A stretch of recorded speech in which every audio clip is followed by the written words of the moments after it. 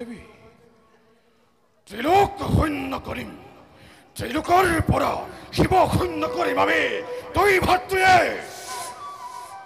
কিন্তু কিন্তু কোন তুমি অকস্মাতে আহি এই সমৰ ক্ষেত্ৰতে হলা উপস্থিত? মই শিৱৰ অৰ্ধাংগিনী। এই সংকট বেলাত শিৱক মই কৰিম ৰক্ষা। তুমি ৰণ কৰিবা আমাৰ সমে।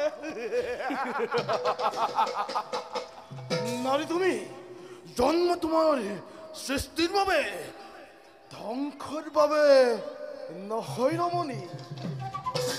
সঁচা কথা দেৱী, অসুৰৰ সমে তোমাৰ যুদ্ধ অসম্ভৱ।